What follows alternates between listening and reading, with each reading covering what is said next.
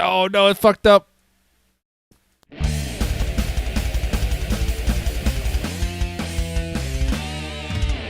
Holy shit. It's episode 19 with Dash and Noxy Baby. What's going on? What's going on, people? We fucked up the intro. Oh, I fucked up the intro there because we did a test right before we went live, and then looks like it stopped on the test.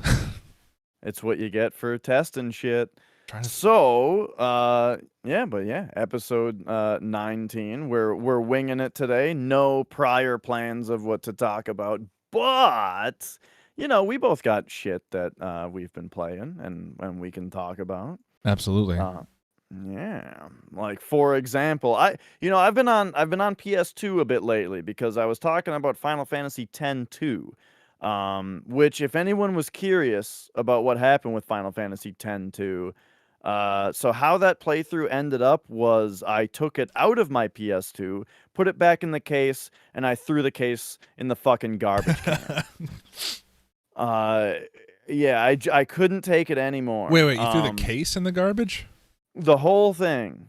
The whole game. Yeah, it went into the garbage can. Damn. Because I hated it.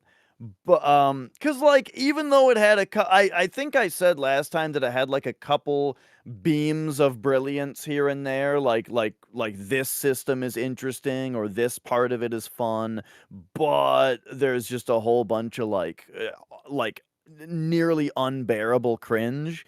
Well, then what kind of happened the rest of the time was that it all just kind of flattened out into just absolutely just boring bullshit where it was the same thing for a long time. And then I did like 4 side quests in a row that just entailed me running back and forth a bunch of times talking to people. And so when it became like terribly cringy and boring and like there was just nothing happening in the plot anymore, like I there was no bad guy in this game. There's some threat of some cannon that's going to destroy the world or something, you know? And it's like It sounds like we're talking about a game called Final Fantasy. Does that sound familiar? Yeah. Well, but like in the old games or in a lot of the other games, you know who the fucking bad guy is, True. right? True. Like oh my god, like in 7. Man, you know right away Shinra's the bad guy. Here's what they're doing wrong. Here's what we're going to do to stop it. And while we're trying to stop it, there's these whispers of this fucking badass dude named Sephiroth that's fucking shit up. And I'm sorry if I'm particularly vulgar today. I'm a little fired up. Oh, I appreciate it. But like and it just does such a good job of like here's the bad guy, right? And it even changes. The bad guy is one thing and then it turns into another thing, and the transition is graceful and beautiful, and it's great the whole time. In Final Fantasy X, here's what happened. I threw the game in the garbage, and then I'm on Twitch and someone says, "Hey, you're like at the final dungeon. Like you can literally just go to the final dungeon and beat the game from where you're at." And I'm like, "Oh, I don't even know that because nothing is going on in the game. It does not feel like we're in the third act of a video game right now where we're about to go beat the bad guy because nothing's happening." So I took the game back out of the garbage, put it back in the PS2. I beat the game. Nothing changed. I did not care for the ending. Well, the last boss was kind of fun. Because the battle system is the game's strong suit. And then so I did end up beating it, and then back in the garbage it went. Okay, But okay, I was going to ask. So when the person said, you're right at the end, was this pre or post first garbage incident? this was when it was in the garbage already, and Okay. I went and I was like, fuck it, we're playing Nocturne. So I grabbed Nocturne and I was hyping it up like, well, we're gonna play Nocturne, it's gonna be great. And then plan shifted over to, okay, I guess I'll beat 10-2 if I'm that close, so Have you that I started can at Nocturne least. yet? play Nocturne with a clear mind. So I did, yes. Enough Final Fantasy X too. It was terrible. I hated it. But then so then like the next day, right? Uh started Nocturne and it's amazing. It's so good. Holy shit. Nocturne is sort of like unbelievably good, and I think it's a really good time to talk about it because the HD version just came out. So Oh, if people are interested in playing it, it's been a PS2 game forever, right? But now you can get it on Switch, you can get it on Steam. I don't know if it's on any other systems, but it is in HD and it's out. If you want to play it that way, I'm playing the PS2 version because I'm a hipster. this is Shin Megami And Tensei 3, right? correct, Shin Okay. Megami Tensei 3. Oh man, it's such a leap because the first two games were on Super Famicom, and so this is a jump over an entire generation all the way to PS2, and so technologically, it's just a hugely different feeling and looking Wait a game. minute. I'm saying, sorry. Can you say that again? You said Famicom to PS2. That was the Yeah, jump. Super Gee. Famicom to Oh, so PS2. okay. Well, still though, Still, two yeah, it skipped. generations. Right, because the PS1 generation, we got the first two Persona games, but we didn't get a main Shin Megami Tensei game, right? Right. So they skipped a generation, and yeah, so now the one of the hugest changes that you see is that the old games were first person dungeon crawlers that were very grid based, where like you're in first person and you can move forward, you can turn 90 degrees, you can flip around, do that kind of stuff, right? And you know what? Um, For the time, the sprites of the enemies in that style of combat, like, I never saw the game before. I saw pictures of it, and even though it's real rudimentary looking dungeon crawlery style, like tabletop RPG almost, the sprites of the enemies in that game are creative and beautiful. Like they're awesome. yeah, gorgeous games. But now Nocturne is third person, Hmm. and you're not like confined to that grid movement now. It's just like, you're running around a dungeon. It still feels very SMT-ish with the dungeon designs where it's a lot of, running around, here's a dead end, here's, a room with a chest in it, and that kind of stuff. But I would say so far, I'm not very far in it, but the dungeons are definitely a lot less meandering though, because one thing that's very noticeable about old SMT is that they get their mileage out of the disk space. And what I Hmm. mean by that is all of the dungeons are rectangles that are an even number, like it's 8 by 8 or it's 16 by 16 or it's 16 by 32 or something, Oh, right? okay. And they use every single square of it, meaning there's a ton of empty rooms and dead ends and shit because every single square of that map has to be filled. You know what? Uh, It makes it feel more real. well, and if you're drawing a map, it makes drawing a map on grid paper like it makes a lot of sense, Yeah. and or if you just look at the game's built-in auto map, it makes sense visually. Oh, it has an auto map. But Okay. Sorry. Go ahead. yeah, yeah. But now on PS2 though, they don't feel like that. Like each hallway has more of a purpose, there's less rooms that are just empty, and that kind of thing. So yeah, so it definitely feels a lot more streamlined in that way. And then the battles are super, super fun. Like this one's got a few more surprises so far.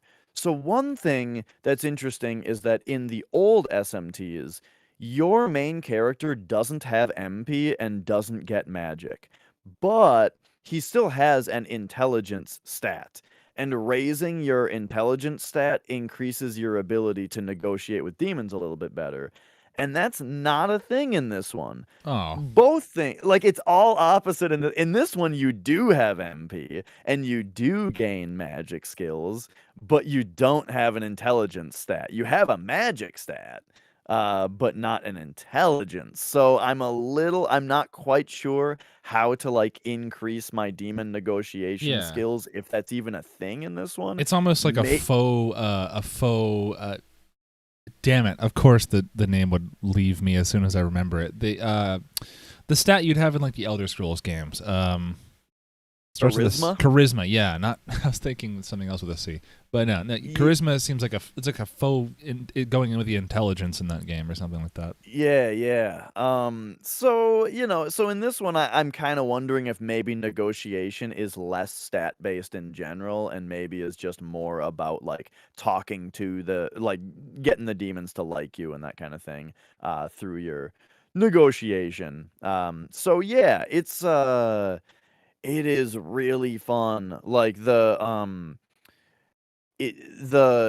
way that the demons talk is great. It's still got the whole thing where they'll ask you for five different things, and then just be like, all right, see ya, and leave and stuff like that. But totally new mechanic I found.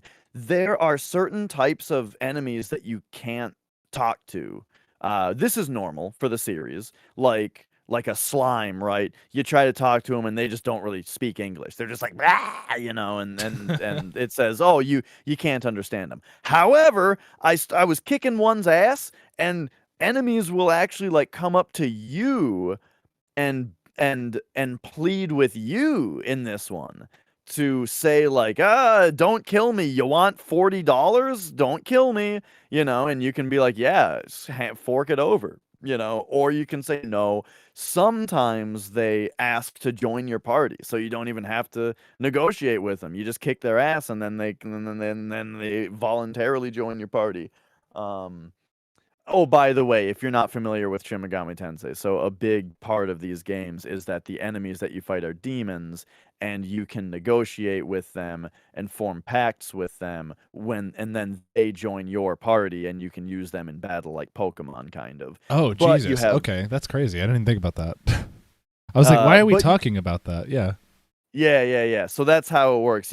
So in this one, it's you, and you've got three demons in your party at once.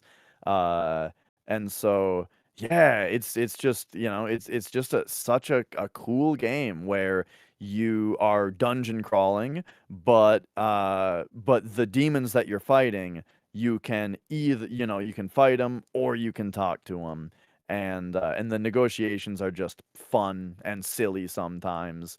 Um, Now you know, that and you've I was gonna say, now that you've told me about how you just go in league with demons in order to get through a game, that actually reminds me of, well, not reminds me, but that that explains a lot about how or why Persona exists, because isn't that just kind of like a zoomed in to the universe kind of drama of people interacting with demons?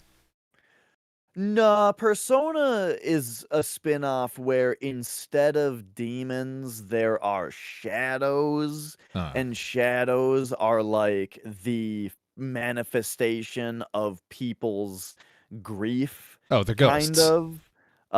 Yeah, and instead of demons, well, and then so shadows are more like blobby things that you know have masks and stuff, but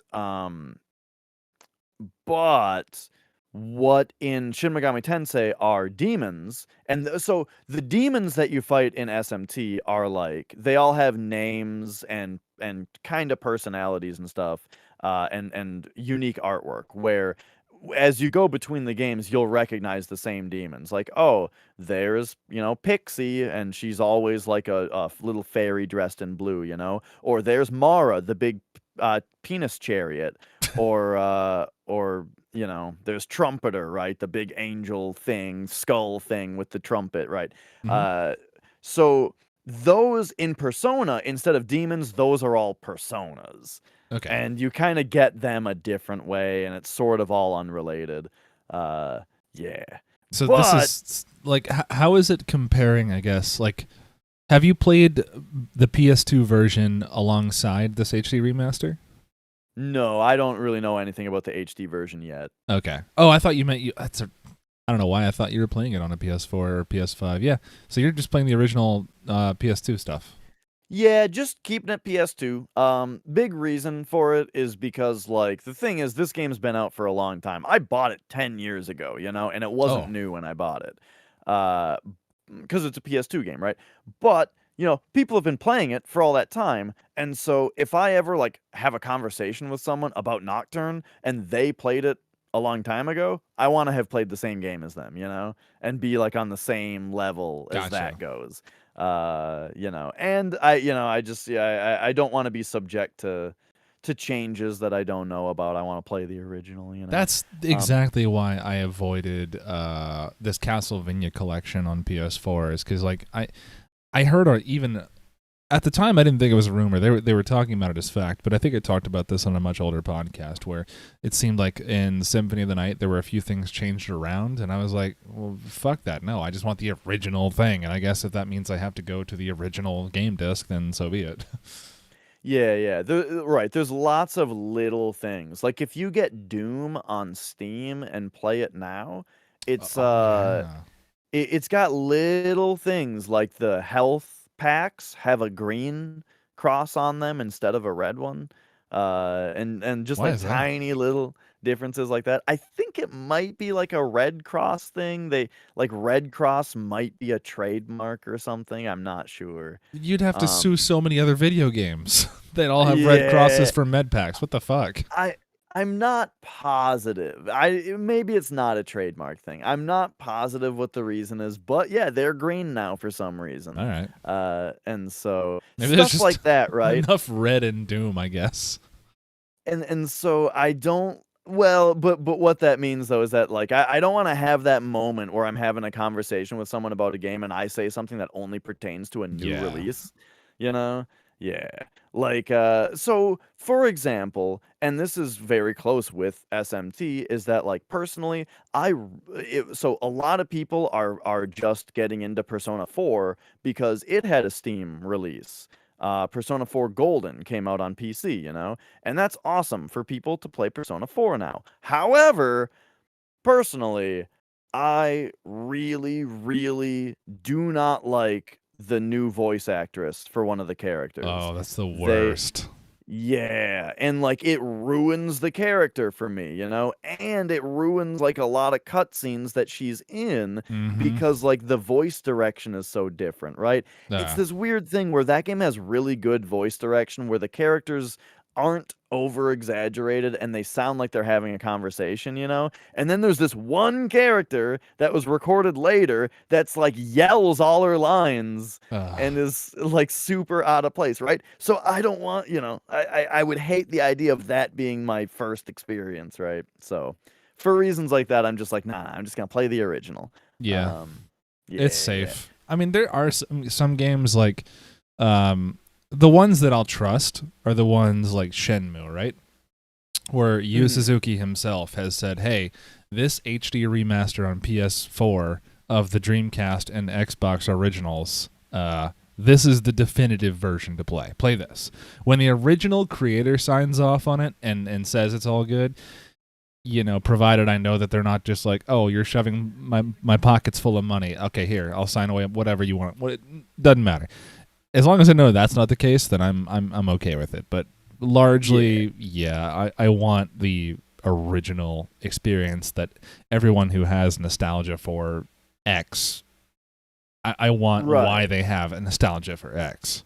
Yeah, and bringing up nostalgia is a good reason for it, Like if you play Final Fantasy VII for the first time this year, I think you can still you like appreciate it in a way that like resonates with the nostalgia of people Yeah. who played it a long time ago, And that's what I'm after, right? Is that appreciation for something that, people have liked for a long time. Do you think it's kind Uh of different though? Like with, I guess I guess with specifically Final Fantasy VII, the difference between its HD remaster and its original, um, it feels wrong to say that it, the exception to the rule in that it's much older than its HD remaster, which is to say, essentially. the game is way rougher around the edges to look at, play, experience, do whatever you want to do to enjoy the game, learn it, get into it. It's way less hi-fi as like the PS4 at not Advent Children, goddamn, just remake 7 remake.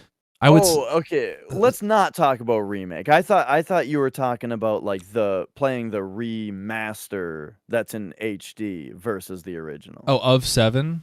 Yeah. Oh, I guess are you referring to the PC version? Well, it was on PC and then it was also on like PS4 and all that. Remastered version of Final Fantasy 7? Yeah, they just they've re-released Final Fantasy 7 on like every system. It's on Switch also. I mean, I know you can download it digitally. I didn't know it was on Switch. What? Really? Yeah. I thought we were just talking about. Okay, never mind then. Okay, so I think I misunderstood your question then. But I am gonna tangent off on what I understood, which was that like, I don't know. So I was, if you're talking about like, should people play the HD? Like, if you can just play the HD version of Final Fantasy VII, instead of the original because it's so much easier to access, maybe. Yeah, so that's kind of the argument. What I was kind of more or less saying was the difference between the remake, not this remaster you're talking about, and the original is so wide that you're saying you can jump into 7 nowadays and appreciate it for what it is. I know you were talking about the remaster now, but I would be just playing the original. I think I was talking about the original. Okay, yeah, because I think they're two entirely different games, and I think remake is not something you can just pop on in and expect to know what everyone else is doing, or what everyone else is nostalgic for Final Fantasy VII. Like that game is purely made for people who already played 7. I think.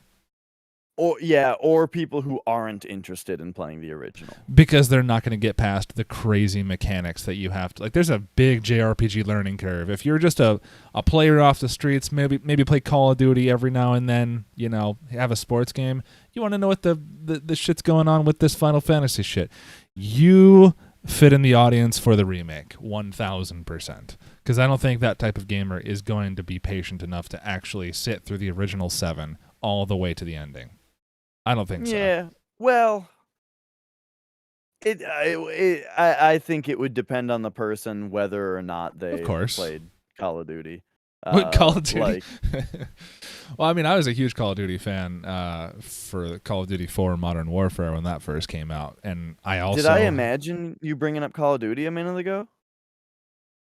I swear you said it. I want to fuck with you and say, yeah, you imagined it. No, I did.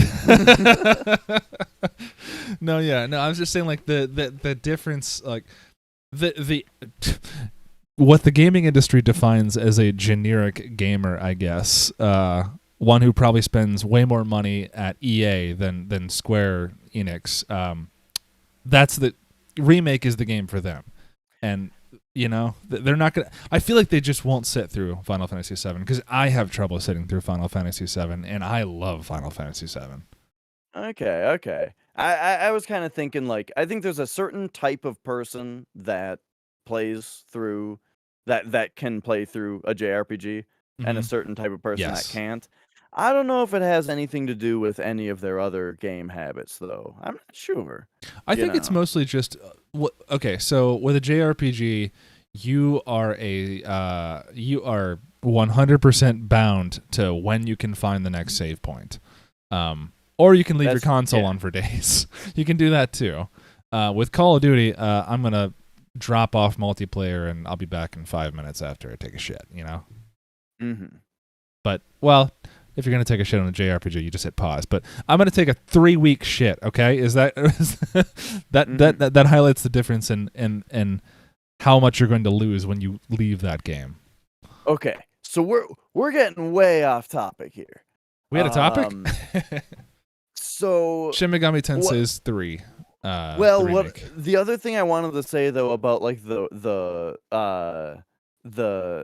I've got another one of those tangents to go on. Dude, do it. About like, so there are things like the Final Fantasy VII remaster where they smooth out the graphics into 1080p, right? But it's still the old game.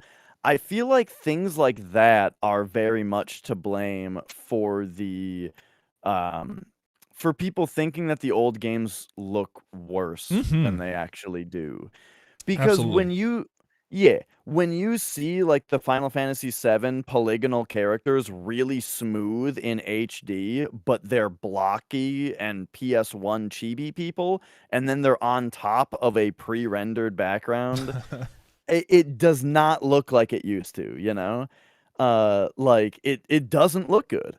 But if you take that same exact image and just keep it in 240p, but you can play it on your HD TV. I'm not telling you that you have to be on a CRT, but as long as you're playing it in the original resolution, then the characters don't look as blocky because the pixels are bigger on them, you know? And they look better on the pre-rendered background because the pixels on the characters are the same size as the pixels on the background, makes it a little bit more cohesive. Suddenly the whole image, even though it's lower res, looks better because it all looks more cohesive. Because you're There's an taking the original source and you're applying a manual processing to it to give it quote unquote nearest neighbor upscaling, which is not upscaling, you're line doubling. If you're using a line doubler, you should be Mhm. using a line doubler or tripler, what have you. Yeah, or if you're Because playing on emulator. then it doesn't even need all that shitty post processing in order to get the sharp image that you want. It's just copying the image multiple times. Yeah, yeah. And so I think another really good example of this kind of thing is Doom, where Doom is a game that Oh people are yeah. very, very often playing in 1080p. And what happens when you play a game like Doom in 1080p is that when you look at the ground, you can really clearly see tiles, you know, like a small texture that is tessellated over the ground, and you can see all the tiles. Or if you look at the wall, you can see, oh, the wall is this wide and it's just tiled all the way down, you Yeah. know? And you see that and immediately you go, your brain is just going video game, you know? Hmm. I can see the fucking matrix, Yeah. and that takes you out of the game. But when you play it in its original resolution, the thing is that the textures, if you're looking at a wall, for example, again, uh, or if you're looking at the floor, we'll start with the floor, it's at an angle, and so it's not able to display every single pixel of the original texture You're saying the like it original is in texture 1080p. kind of fills the screen of 240p. Like, so what it is that you're looking at this little one of the tiles that's on the ground. You can't see every single pixel of Yep. it anymore because there aren't enough pixels on the screen. So, the way that the graphics work is it picks and chooses certain pixels off of that tile to display to you. And what that means is that the one next to it, it's going to pick different pixels to display. And so suddenly all of these tiles that tessellate across the floor, each one of them looks unique because because they're all positioned differently, so different pixels get picked out for it to display on the lower resolution. I don't think I've ever Or noticed this.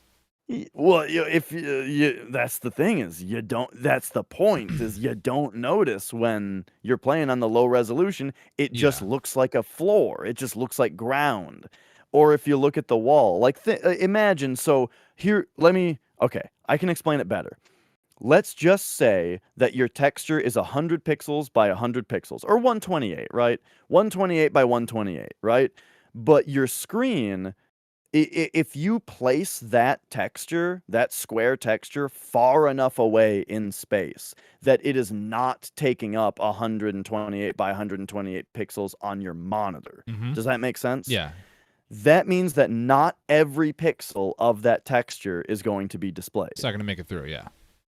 So only certain ones are going to be picked, you know, depending on their position relative to you. There's just an algorithm or whatever that picks every other pixel or something like that, and those are the ones that get displayed. Then you take that same texture and you put another one to the left of it, and by nature of it being a first person game and it's at a slight angle, so it's slightly further away, the one that's next to it, that one, different pixels are going to be picked for it to choose to display. So have you played Thus, this game in actually in 240p? well, the original resolution for Or Doom 480? is 320, 480 by 320, Uh 320 by something like 320 that. 320 is 320 by 240. That's 240p. I don't remember exactly what the resolution was, but yes, I play it in its original resolution. And I think it's And 720 by 480 is 480p or 480i. well, but it's different because it's like a computer monitor, right?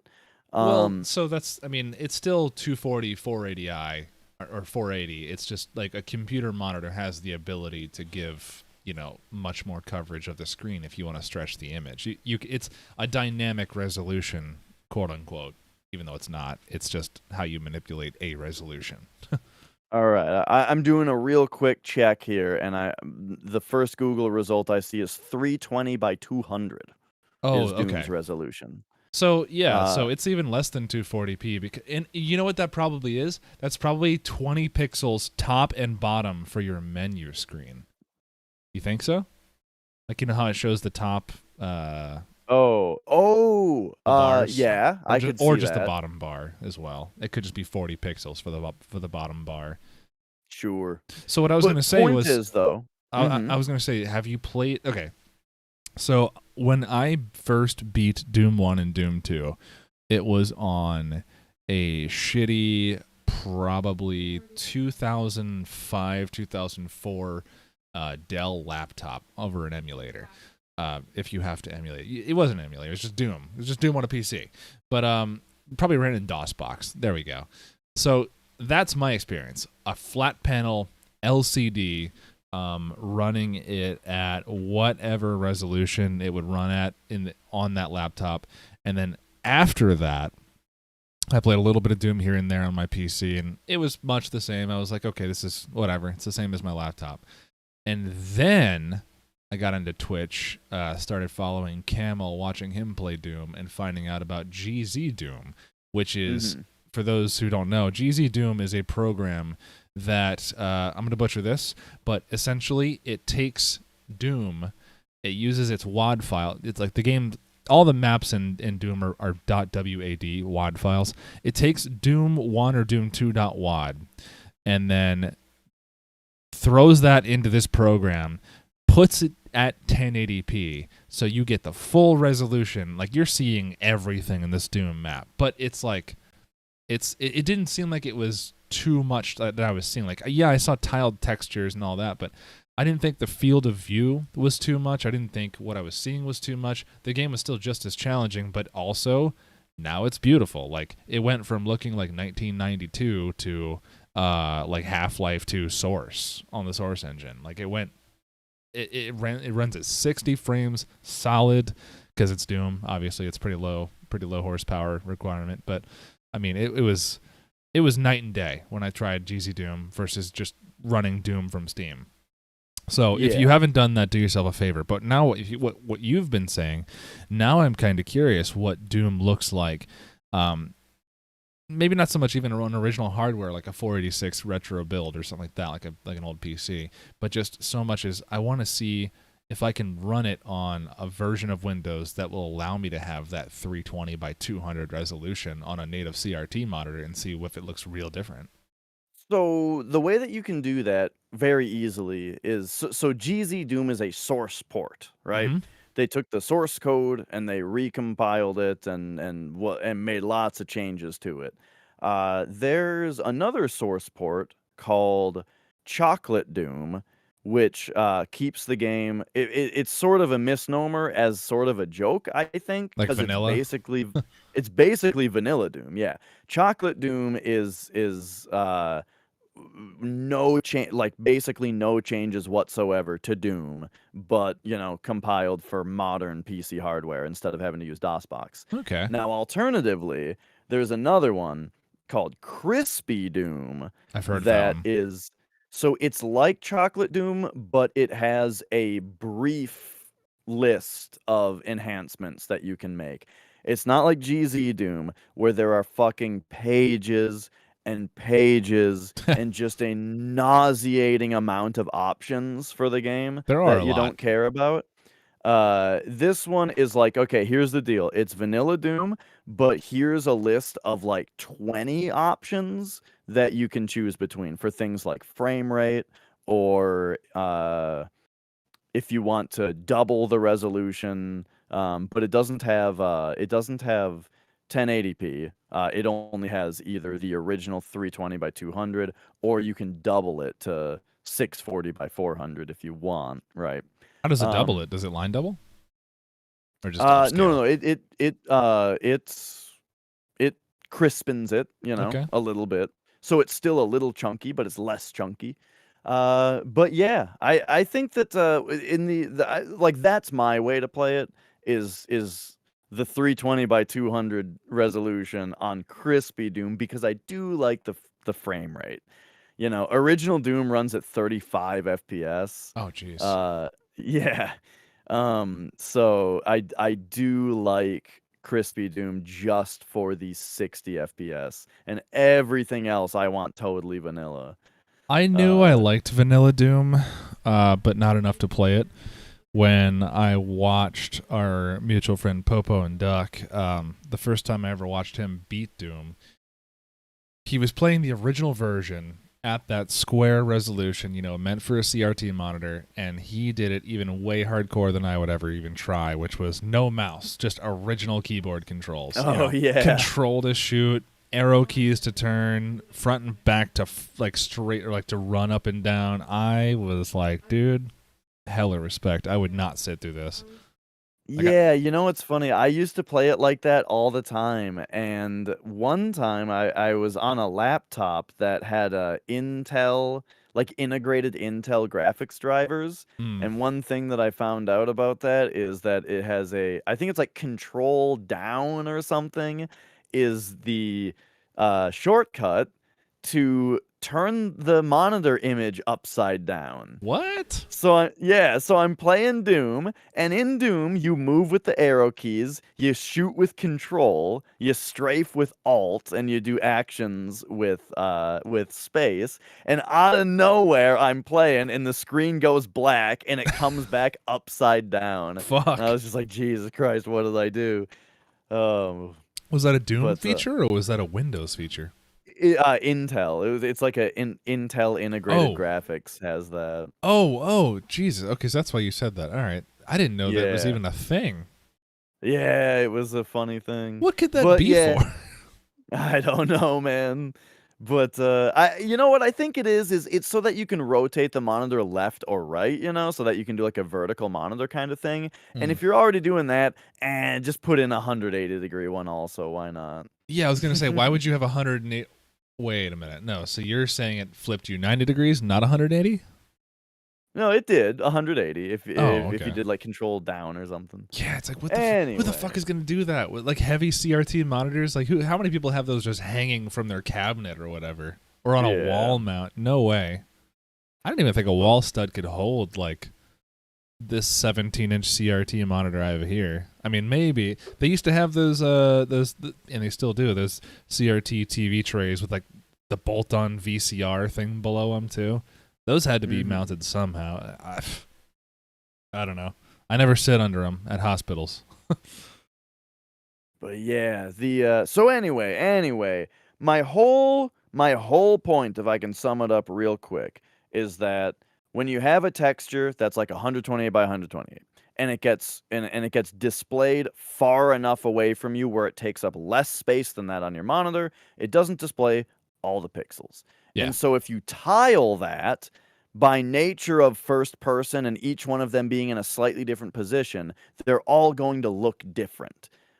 But if you take that same image and you upscale, or not upscale it, but you display it in a higher resolution, like you're playing Doom in 1080p, then you can see all 128 pixels on every one of those Ah, squares, and they all look the same. yeah. So I think that the low resolution like it helps Doom look more contiguous And and less more like like Minecraft, essentially. yeah, yeah. And also it makes it so that your gun, your the sprites of your gun and that kind of thing, line up with everything better. And enemies don't look quite so silly when they're like when enemies are further away, it's a little harder to see them, Yeah. because in Doom, well, in 1080p, an enemy can be a mile away from you, and you can still see every pixel of its sprite. And then it gets close to you when it's big pixels. It's like, I don't know, man. This is a much bigger impact to the experience. Yeah, because with the pistol, the thing you start with in every Doom level, if it's pistol starts, obviously, you can snipe an imp from literally a mile away. Literally a mile away. You just kind of aim in that direction, and the game just gives it to you. Like it could be just in a cage off somewhere, walking in a circle. You could fire like.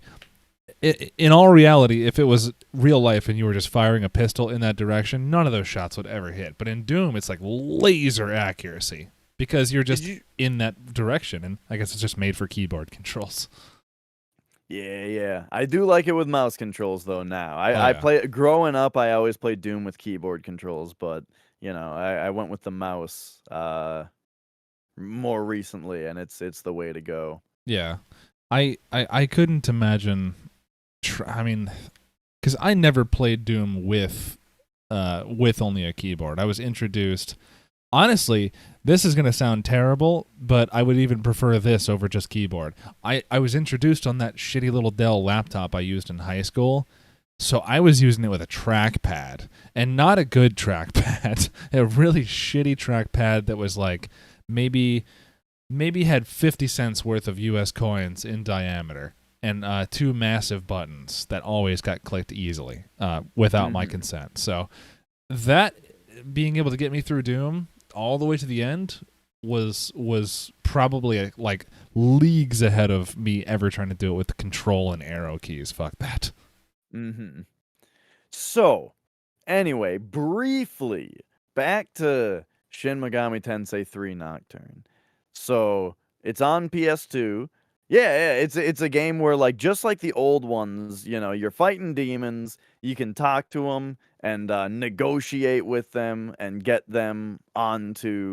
um, get them onto your team. Then there's like a whole fusion mechanic where you can fuse them together and make new dudes and all that. So yeah, it's still got all that stuff, but the battle system, it just on PS2 it feels really really good to play. Just with there's a lot of little things that this game has that the old ones don't, where the old ones were all fan translated, and this one, because they never officially came out here, except You played except for those fan way later. translations, didn't you? Yeah, those are the ones I played. How did you And rate and the s- translations? Did it seem like it was like really shitty, cringy localization, or did it seem pretty thorough? They were very good. Good. The fan translations of 1 and 2 and Megami Tensei 1 and 2 were very, very good. Um, there were a couple little bugs here and there with the way that text displayed, but nothing too serious. The thing that now Nocturne has though, that so this isn't really an issue with the translation. This is more just like PS2 and menu design and stuff and screen real estate. They can actually tell you what all the shit does now. Back in the old games, when you learned a new spell, Tetraja, and you're like, okay, what the hell does that do? And in some cases, it's like nearly impossible to like figure out what some of these spells do. And now this is a game where, hey, when you highlight it, it says what it does, I right? talked about this actually. I want to say it was in your stream when I came by when you were giving the last college try to X2 or 10 to Final Fantasy. I love the spell naming conventions of certain RPGs. Like with Final Fantasy, it's pretty straightforward and simple. You have like Cura or Curaga or something like that, and then you'll have that kind of same naming convention where it's like Fire 1, Fire 2, Fire 3 for Final Fantasy 7 and such, where they get less creative. But like there was a system in .hack on PS2 where like you'd have a simple fire spell, a simple lightning spell, a simple ice spell.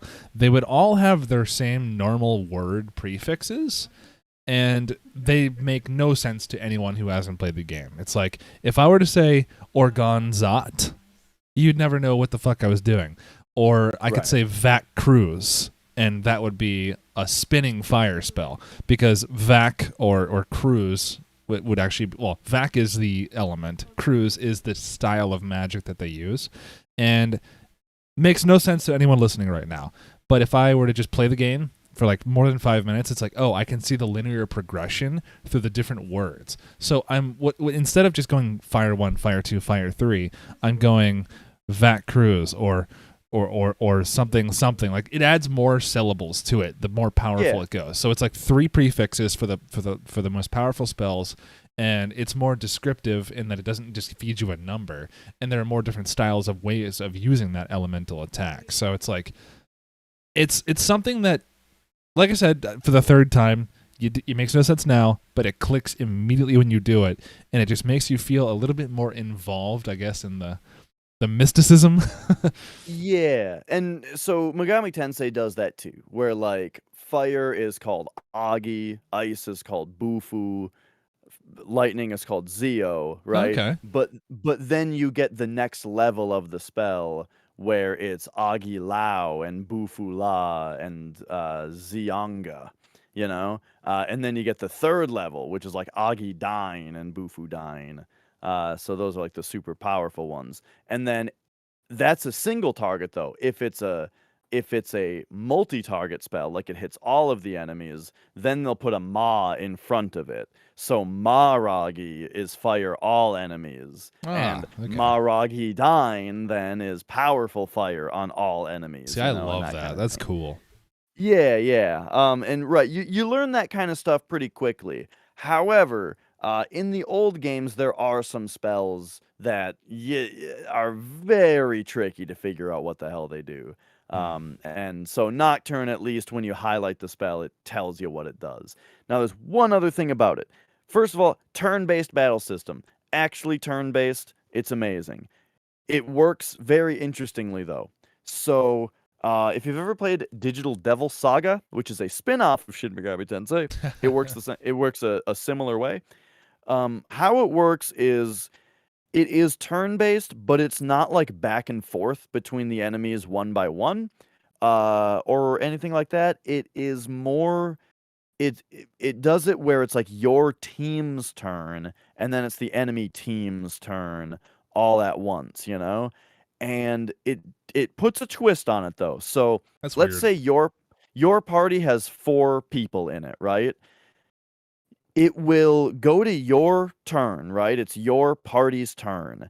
And it'll go to whoever's agility is the highest for who goes first. And it'll go through the 4 different people in the order of their agility. But it's not that they all get a turn. It's that your party gets 4 turns total in that order. Oh, so you okay. So one character can pass, and that only uses a half a turn, and then that might allow like your first guy to get 2 turns in uh on your phase. Or if an enemy is weak to like fire, if you cast fire on them and exploit their weakness, that also only takes a half a turn. So you can get more, so you can cycle through your party more than once and get more than 1 turn in if you do things like critical hits, exploit weaknesses, that type of thing. Now, on the opposite end, if you miss an attack, or if the enemy is invulnerable to the attack that you're doing, or something like that, then you lose a turn.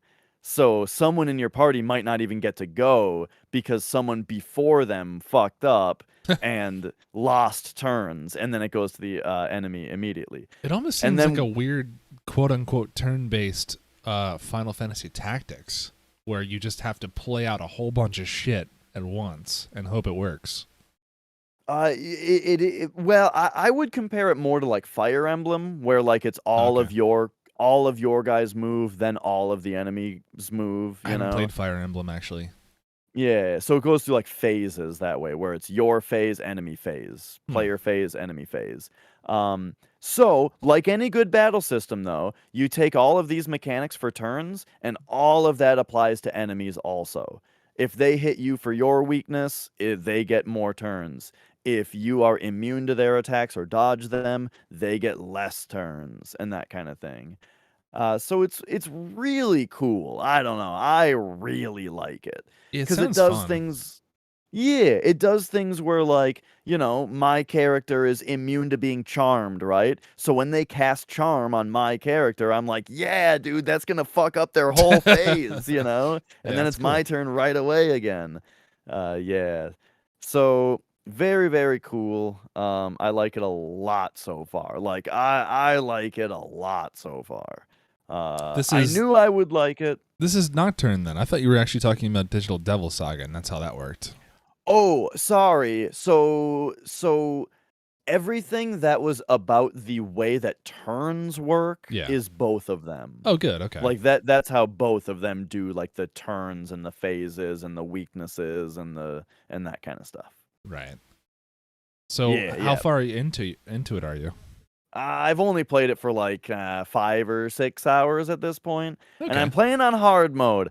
I really worried about it because it's the first SMT game to have a difficulty option, and I've heard that Nocturne is just a super brutal game in general, and that hard mode is like extremely masochistic.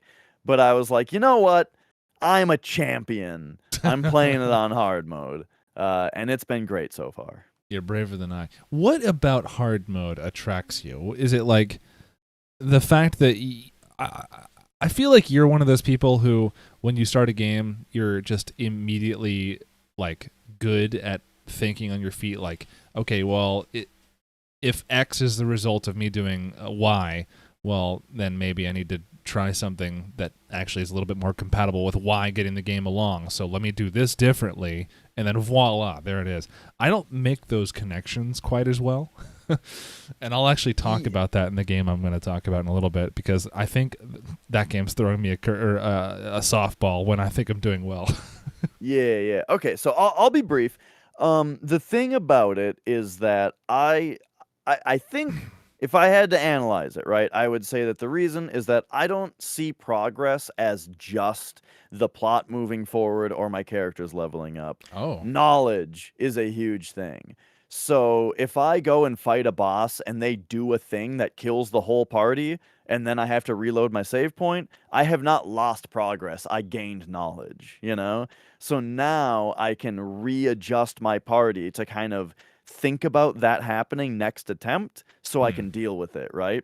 And I think that that's a really fun gameplay loop, and I enjoy that aspect of That's games. that's probably a huge thing of what I'm missing from a lot of from my lack of patience to sit down with JRPG games, because like the thing about, if I don't have a whole lot of like stimulation right off the bat, then it's going to be like, okay, I'm going to struggle to find things about why I like this game. And if things get hard from there, I'm just even more dissuaded. So I'm just like, I don't have the patience for this, and I just put it away, and well, I just wasted that money. So, yeah, that's an interesting thing you bring up, though, because that's like the third dimension of game enjoyment I guess I never really paid too much attention to, because, I mean, I'm one of those people who has to see the immediate fun in a game to sit down with it.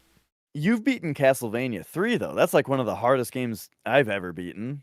It's the hardest game I've ever beaten, probably specifically because of that reason, though. It's probably the hardest game I've ever beaten, also. Really? Because I feel like you... Well, hang on. You beat Wings of V, right? Would you say Wings of V is harder? That's a very different type of hard. Apples Wings and of oranges. V, yeah, Wings of V is the type of game where the checkpoint are frequent. Okay. So Yeah, you die on a checkpoint 100 times, you know, but you try again, try again, try again, try again, try again. Now I got it, you know. Yeah. That's much different than Castlevania's. I died. It's gonna take 3 minutes to get back to that part. And that's if I'm not tilted enough at that point that it takes only the normal amount of time to get back to that part.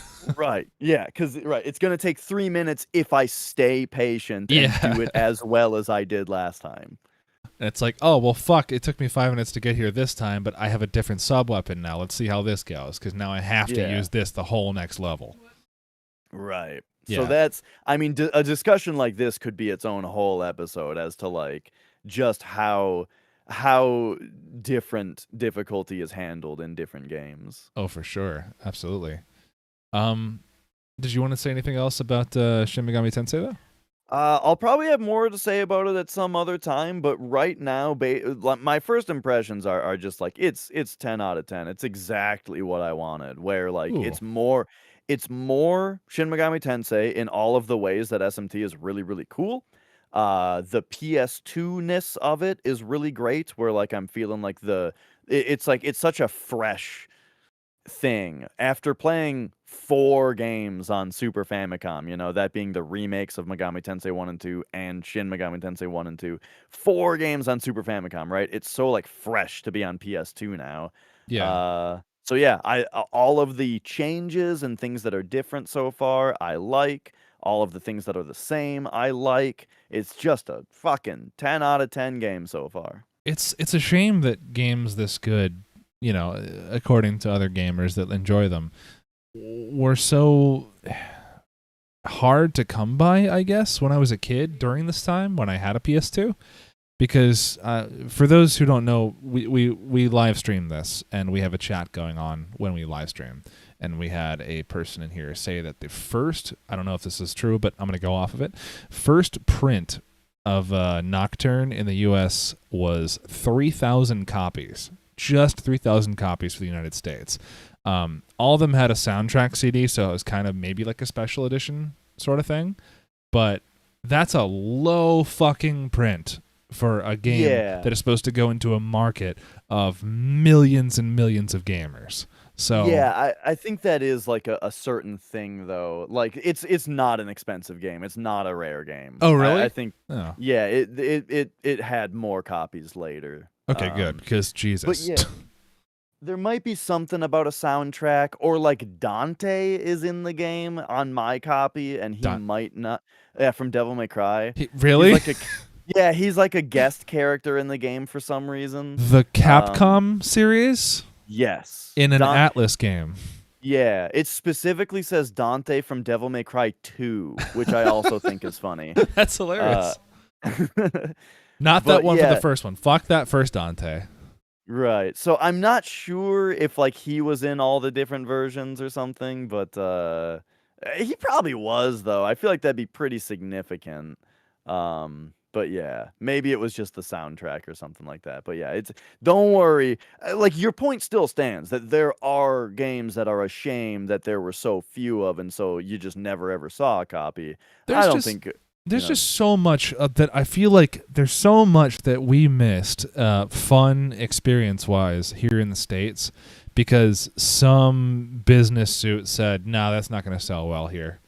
So yeah, dude, we almost didn't get Demon Souls because the president or someone high up at Sony played it and was like, "This sucks. We're not putting any more money into this. It is not going to America," you know? Yeah.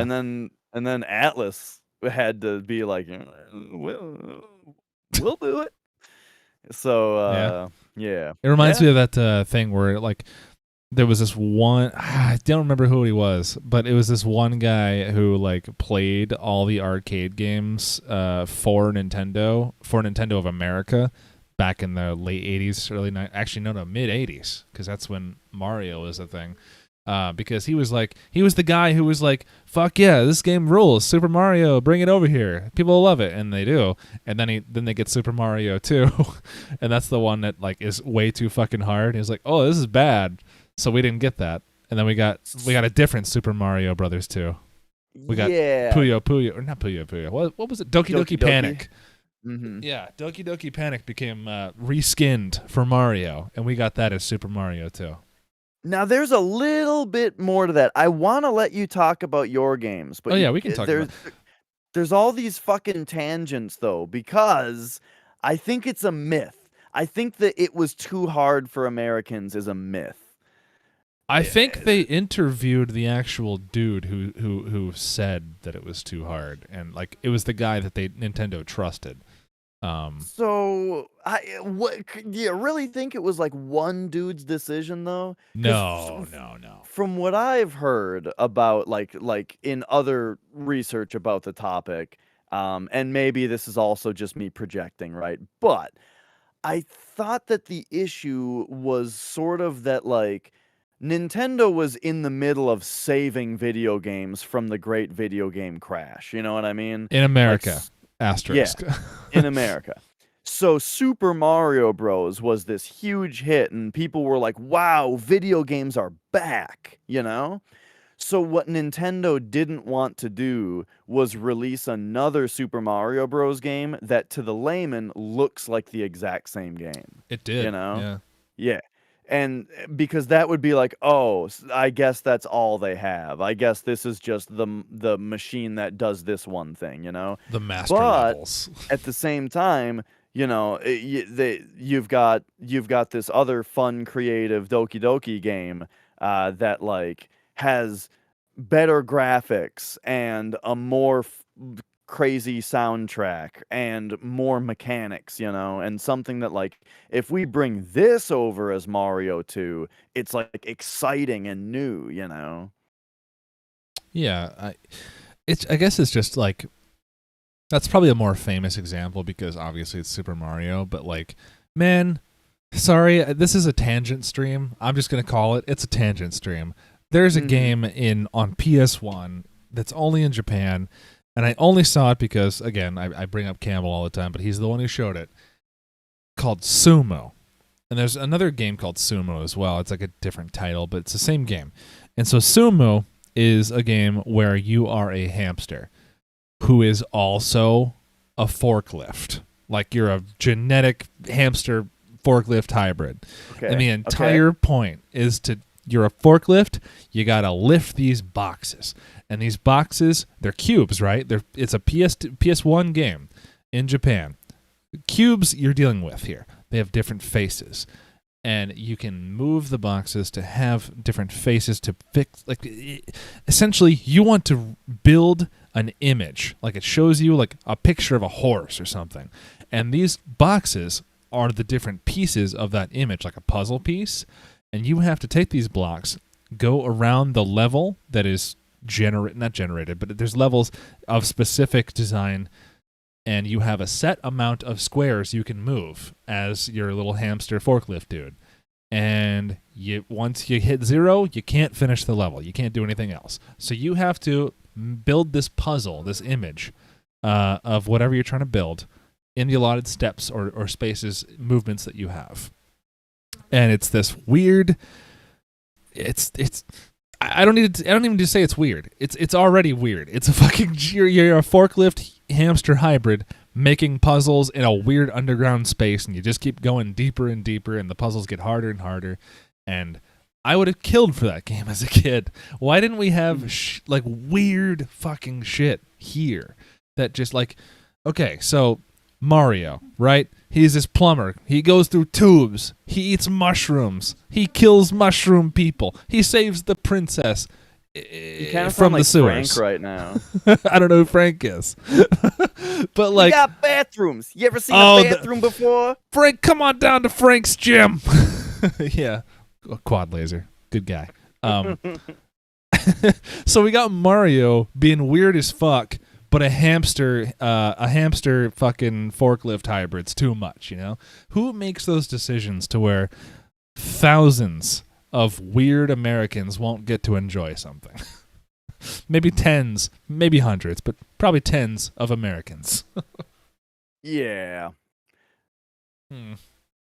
Something like that. Stuff like that could be a hit. I get stuff like Mr. Driller and like Mr. Mosquito being a little weird and not selling well, and them going, maybe, I don't know. But Totally. ugh, Yeah. I need the our fucking oxygen here in the States are those publishers like Working Designs who goes, hey, let's get that weird shit over here. Yeah, that's what I was just gonna say is that, like, there's definitely it's definitely not a big market, right? So you Yeah. understand why they don't bring a lot of that weird shit over here. But there is enough of a niche interest that it is good that there's, you know, publishers that bring that kind of stuff over. Yeah, and it's just like I maybe if I wasn't a kid when I was playing video games, I would have known about those companies, but I wasn't going to find out about those companies through looking at the pictures in Electronics Gaming Monthly. Mhm. Maybe But reading. yeah, the whole myth thing that I'm talking about with difficulty though, because like also I think Final Fantasy 2 was one of the games that people said was too hard to bring over. But that like if you look into that also, I think it's more evidence that they were working on a translation of Final Fantasy 2. But it would have come out so late that it wasn't really worth it anymore Yeah. because they were already making Final Fantasy 4 and translating that for Super Nintendo, you know? So that's why we didn't get Final Fantasy 2 and 3. And then there's shit like Battletoads. The Japanese version of Battletoads is easier than the US one. Why? I don't know. I'm thinking it might have. So that was a rare game, which means maybe did it come out in the US first? And maybe they made it easier for the Japanese release because they just thought the game was in general too hard or something. I don't know. I'm not sure. But point is, that game is harder in the US on So the US version. I am woefully underexperienced in Battletoads. Did Rare own the property from the get go? Uh Has it always been Rare? You know what? It was made Trade West is Trade West, okay. involved also. I'm not sure if they were the developer or if they own it or what, but I know that it's like Trade West and Rare, but I'm not yeah. So I guess Rare owned it, yeah. Maybe Trade West made it and Rare published it. Yeah, because I mean, Battletoads is at least right now it's a rare property because in this little game I've been playing a whole bunch of called Sea of Thieves, they have like special special customizations for people which is also a rare game. But it's got some Battletoads references. Like you can get like a Battletoads like icon on your sail. They have a whole ass boat that's designed after Fulgore from Killer Instinct, which is also another rare game. Yeah, I'm not sure. I'm looking at this and it says developer Rare Mindscape for the French for the French release. I don't know. And Arc System Works for Mega Drive and no, not M. It says MD, I assume, which is Mega Drive, but no. Yeah, it's got to be Rare. It says Rare from the very first person. So Rare owned it from the beginning. I didn't know that. Okay. But Rare makes some really fucking good games, man. I had so much fun with everything Rare. They had a pretty dark period though when Microsoft first bought them, and they were relegated to making shit like Connected Ventures. Oh shit! I didn't know that. yeah, it was pretty dire for a while there with Rare. But then Really? they made Sea of Thieves, which is a lot of people like that game. Yeah. So I guess that's a good segue because I was gonna say I have 2 games I could talk about this week, and judging off of my experience of the first one, I don't have enough to really judge it, but I could talk about it. I've been playing a lot of Sea of Thieves, though, but I won't talk about that first. I guess I'll talk about... I thought you already told us about Sea of Thieves. I played a little bit, but I didn't get a deep dive into it. Okay. Which is my current status on the current game I'm playing, which is Blaster Master Zero. I don't know if y'all can see this in the video. Blaster Master Zero. Blaster Master Zero. So this is a 2017 retro-styled game. Not retro game, but retro-styled game, which from someone who commented in my Twitch chat when I played it, said it was basically everything you would like about the original Blaster Master games, on NES, all put into one game.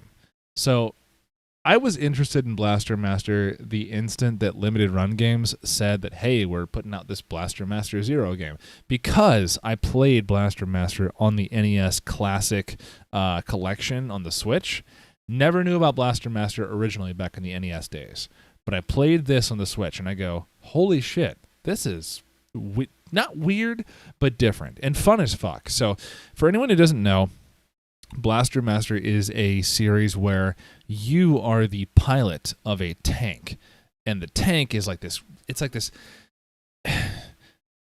Imagine if 8-bit could have anime, and that's kind of like what you're doing right here. So it's like an 8-bit anime where like you're just this pilot of this really pointy, cool-looking anime tank, and you go through a level like it's platforming. You know what platforming is. You jump from thing to thing, and then you go through a level. You figure out how to get through the end of it. You get some items along the way. You find some secrets. It's a platformer. But you're a fucking tank, and you're a tank that can aim its nozzle in, I want to say, about 120 degrees. Actually, it might just be 90 degrees with the 45 degree and the 45 degree back and up straight.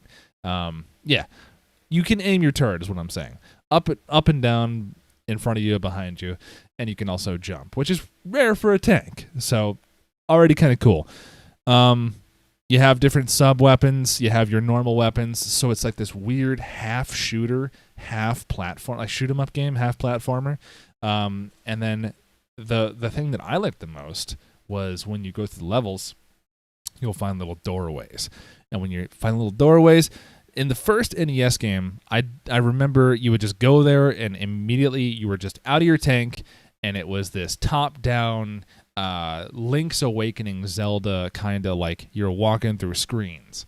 You go up, and then it just goes up, and we're transitioning to the next box, and here's where you're in a little box, and there's obstacles, and there's enemies, and you figure that shit out.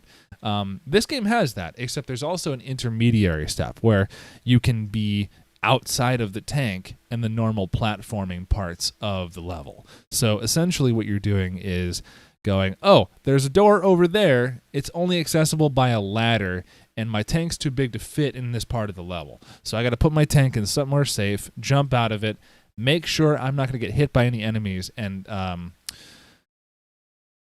it's pretty realistic as far as, you know, a retro-styled platformer game can go, in that once I'm out of the tank, if I get hit by an enemy, like a normal enemy that the tank normally faces off with, I'm dead. Like, I'm fucked. But if I can get around those enemies and run around, I'm a lot more mobile than my tank was. I'm this little chibi dude who can swim now. The tank can't swim, but you can swim. So you can already access different parts of the level that way by making yourself more vulnerable. And then there's those little holes I mentioned, like little dungeons. The game actually calls them dungeons. First off, I should also mention that this is kind of a Metroidvania game, in that when you go to your menu, it shows you the whole like map like a Metroidvania game would do, like Metroid or Castlevania, where it shows you the parts you haven't discovered. Well, it doesn't show you them, but it shows that you haven't discovered something, and hey, maybe there's some shit over here, and you got to go that way, find out what's over there. And then it puts it as part of the map. Now, it also shows those little dungeons that I just mentioned. So you get out your tank, you're a little dude, you go in the dungeon, and the dungeon, quote unquote, is like probably like this little cool sky level. It's like it's actually up in the sky. Mind you, this is probably just for the level I'm at, because I've only played this game for maybe 4 or 5 hours total. But it's a cool little area, different change in perspective. You're getting a top-down view. Imagine yourself like Zelda and Link's Awakening, except it's also a shoot-'em-up game. So you have guns, you have different sub-weapons, it all the kinds of weapons you can use, or the style like of spray or style of shooting that you're going to do relies on how much energy you have. So you're picking up health packs, you're picking up battery packs. It's very classic, like, you know, platformer or table, like top-down, like kind of RPG sort of thing. It's very classic feeling, with the graphics being updated to be like not necessarily like 3D, but like I would say, you know how Bloodstained Curse of the Moon is? You look at that game, you know it's a modern game because it's trying to be retro, but you can tell it's not retro because it's clearly 1080p, but also here's things that a Super Nintendo could only render, but you're playing as like an NES style, you know, little sprite. It's that sort of thing. But It's very charming so far. The bosses are great. The game is not too hard to where I go in, get ganked, and say, fuck this. The game is pretty much to the point where if I want to learn how to get through, or if I want to get through the game, I need to learn the different types. It's one of those games that forces you to use all of its things, but it does a good job of it not being annoying because it rewards you pretty well for learning what kind of shooting you should be using, all the items that you need to be hoarding, how to kite enemies, all that sort of thing. So it's cool to see that in like a Legend of Zelda Link's Awakening style top-down view, because I personally have not played a game like that yet. But the only thing I can attribute that to is my seeing video of people playing Link's Awakening, so I get that. I know there's like other clones of Zelda, like Valis or something like that, or not Valis. It's not Golden Axe, but anyway. Point aside, it's a platformer, it's a top-down, it's a shoot 'em up, all at once, and it doesn't punish you too hard for dying. You lose your energy, which you can build back, but you start back with a full health bar. The save checkpoints are just within the tolerable level of, fuck, I'm going to die. If I die right here, I'm going to lose like 10 minutes of progress. But if you get it, and you're good, and here's the next 10 minutes. It paces you insanely well. So I wasn't really going to give this game a rating so far, but in terms of games like Blaster Master is the best comparison. Going to the NES and then playing this, it was immediately like, oh my god, I like Blaster Master. I could sit down and play this a little bit, but I'm not going to... It didn't hold my attention enough for me to go, I need to buy this now. I'm going to play this on stream. I'm going to play this all the time. It's fun.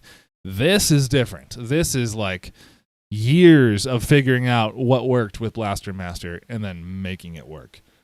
So I recommend it. It's like, honestly, if you like any kind of shoot 'em up that's not hard, like, man, you think shoot 'em up games, you think bullet hells. You think, oh god, I need the attention span of 3 different people and learning about what's going on right now so I can figure out the pattern to dodge between these thousands of bullets. It's not that at all.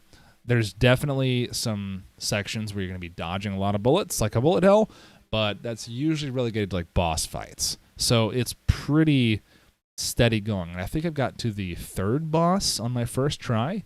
So I would say it's nowhere near as like difficulty-wise. I would say it's not like Castlevania. It's not one of those things that like the game forces you, but by making you die over and over and over again to learn how to play it, it feeds you little information here and there, and that's it. Now I've talked a lot about the mechanics of the game. I haven't talked about the story, and the story is what wrapped me so far up into it to want to find out what's going on. And like I said, I've only played a couple hours of this game, so I only have a little bit of it, but listen to this story and tell me if this draws you in, all right? So, the world is fucked up at some point in humanity, humanity's history. And we had a civil war, all right? And then we had a nuclear war, right? So the war went through nuclear winter. Whole fucking Earth is covered in ice. New whole ice age happens. Humanity's trying to rebuild, and... well, that's pretty much the detail of that. Zoom in to this one dude who is exploring the world after the Ice Age has happened, reclaiming technology, that sort of thing, where, oh shit, we got to find out about Earth before all this shit happened because everything is erased, all that. This isn't really force-fed to you, this story. You can kind of just infer this. In fact, I might just be telling you things I've kind of assumed and maybe not be real canon. But that's honestly some of my favorite kind of. It doesn't force it down your throat, yeah.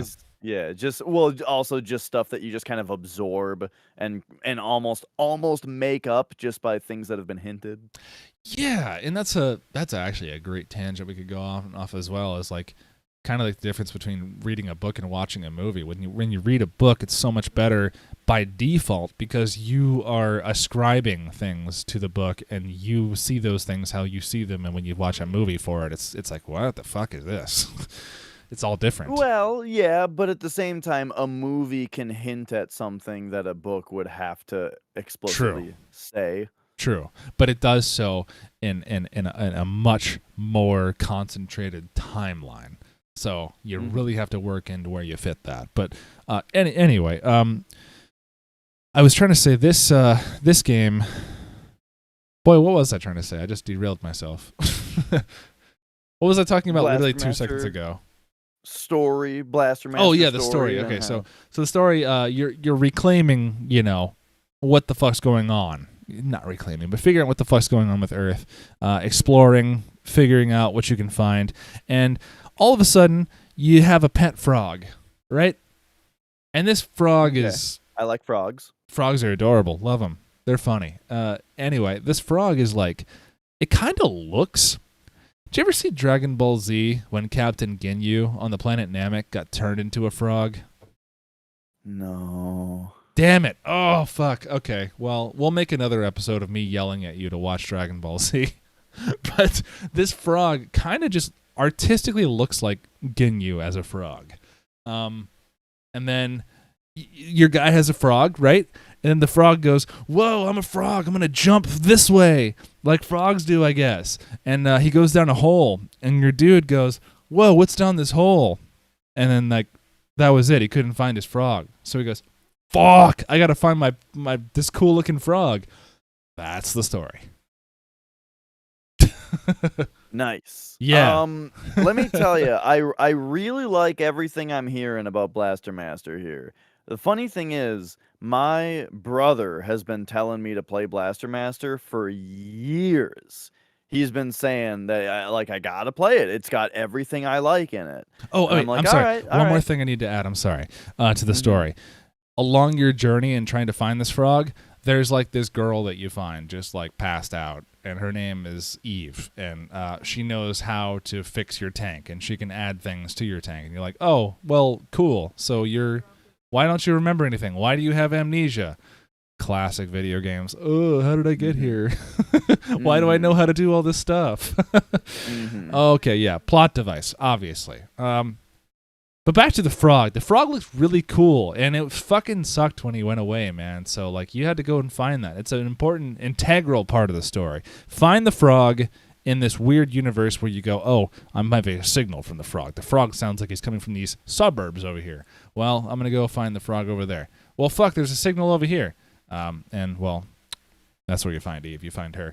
And you search for other signals, and you're looking around. And that's my extent of the story so far. So way more important about the frog, because frog is cool. And then also there's this plot device chick, I guess.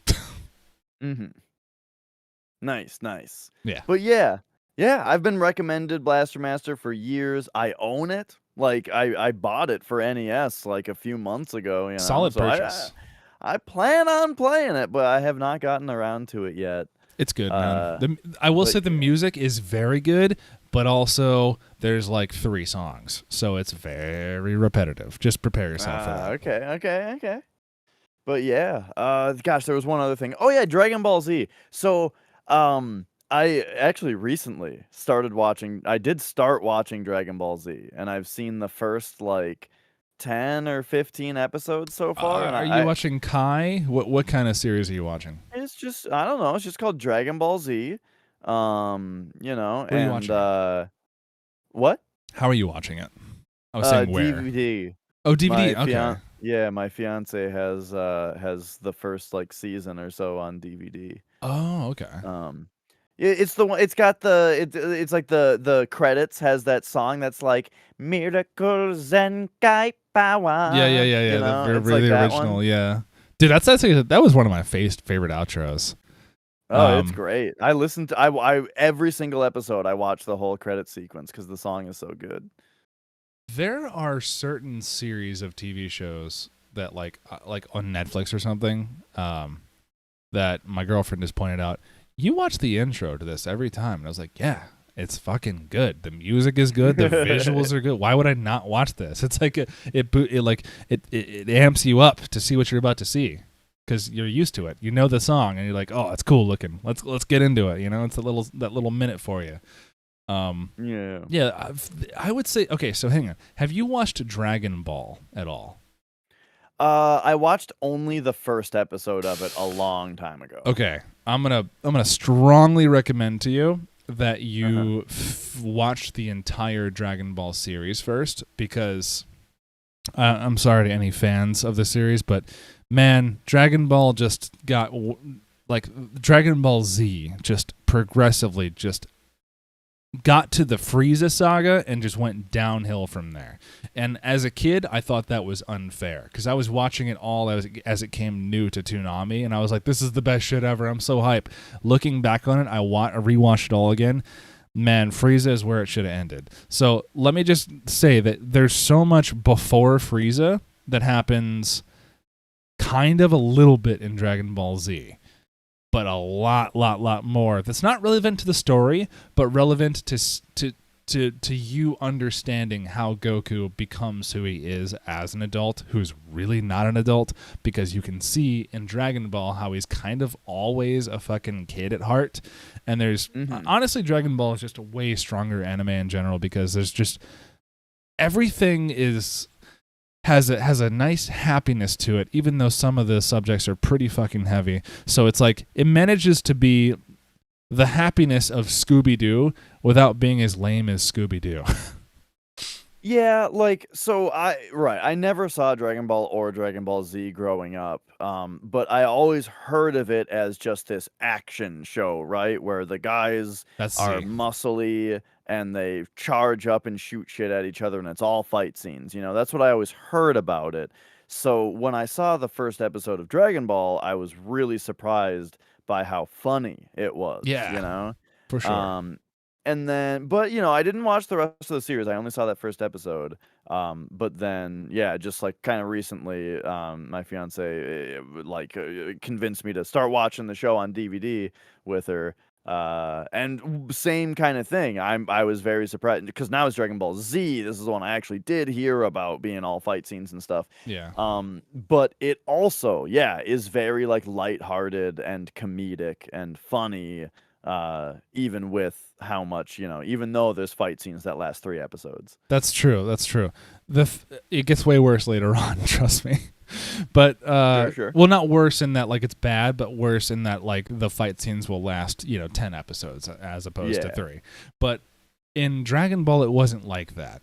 In Dragon Ball, every episode was an adventure. Every day was something new, and then maybe here and there there'd be the World Martial Arts Tournament that they sign up and fight in, which in Z they start off in as well. But you get to see Goku as kind of a quote unquote adult, as well as all the other Z fighters from the series before Z starts I want to say at the very end of Dragon Ball, because it shows you in the very last couple episodes, hey, I'm grown up now. Hey, I have a kid. Look, here's my son Gohan. And like he had just been off with, I don't want to spoil it too much, but he had just been off with Chi-Chi for a while, living their life, doing their thing, and everyone's surprised. And it's like this big wholesome moment where you meet Gohan. I mean, you know who Gohan is because you've been watching those, but you see him as a kid, Goku being. You see him as a kid, you see where like his true like what's the word? Lawful good.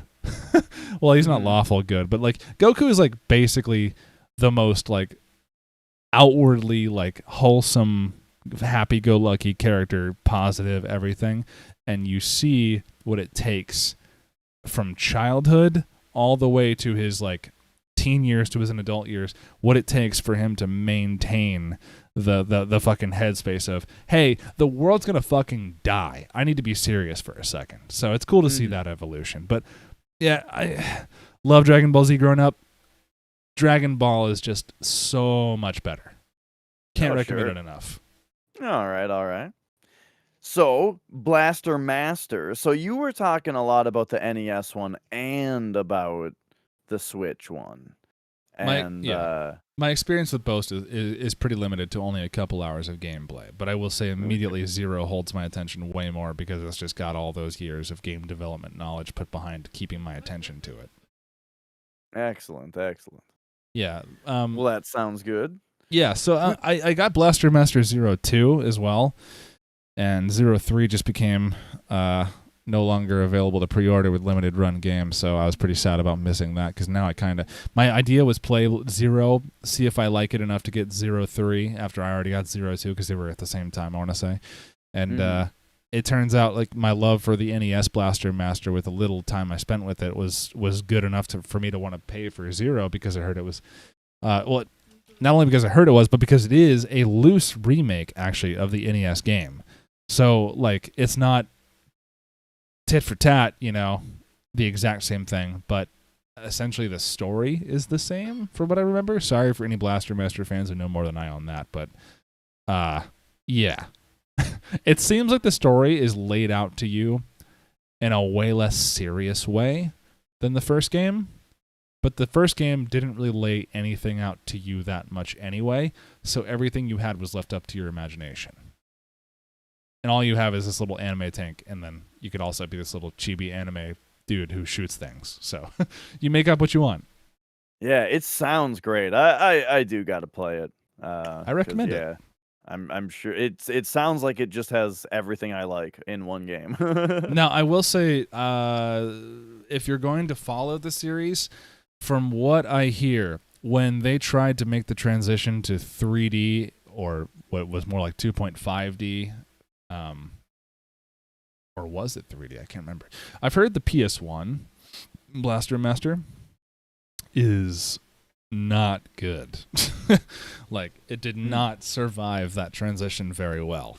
But I've also heard a lot of people saying, looking back, it's not that bad either. So I'm going to give that a try if I ever find a copy of it. Hopefully it's not too expensive by that time.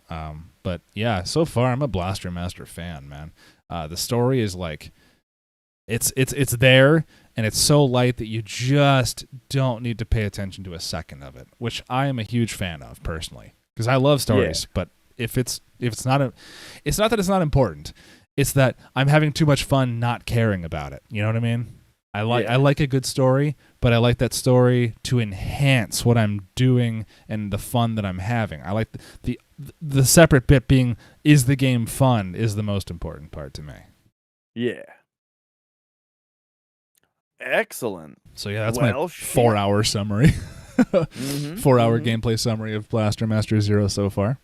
Yeah, I guess we both kind of had first impressions, right? Because I only played Nocturne for that 5 or 6 hours or so, and that's that. But yeah, sounds excellent. I could talk about Sea of Thieves, but here's the thing, man. Sea of Thieves is like one of those games where I don't even want to stream it because it's just one of those games where it's so low action in a microscopic amount of time that it just is not going to hold people's attention if you stream it, because people are going to get there, people are going to see what you're doing, they're going to be looking at you for 5 seconds and go, oh, this guy is just sitting here like talking to an NPC to turn in some quest items, and then probably not even saying anything in those 5 seconds, and then it's done. So they leave. So yeah, maybe. I mean, we've got 10 minutes.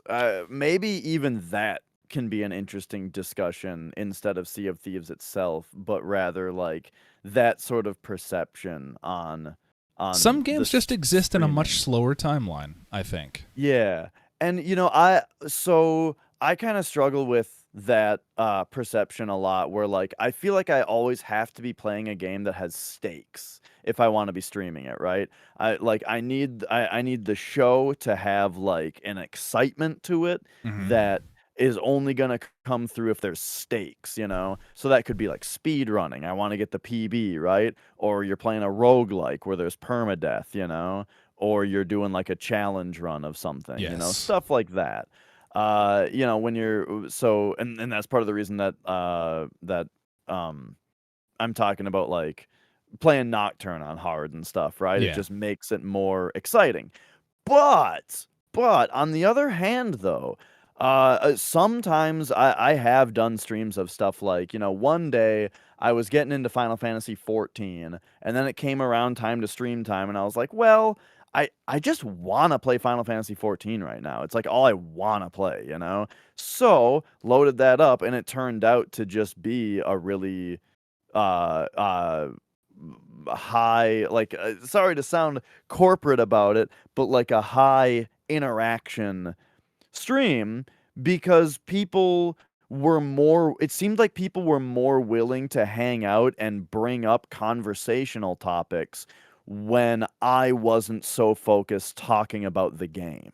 You know what I mean? Absolutely. Like if I'm playing something that's really high action and I'm having to react to everything, most of what I'm saying is going to be about the game, what's happening, what's Yes. my plan, how am I feeling about this run and that kind of thing. Because there's only so But much if stream of consciousness you actually have. yeah, so it's really hard to talk about my favorite pizza toppings while I'm doing that, you know? Yeah. But you're playing an MMO, you're just doing some mining, you know? Like Nicole and I we streamed our whole like playthrough of Valheim basically. The only things I didn't well, basically we streamed a lot of Valheim. Valheim's another one of them, actually. And that like to my surprise, that was like a just really it felt very successful and fun as a stream Really? because people were willing to just kind of hang out and chat about random subjects a little bit more.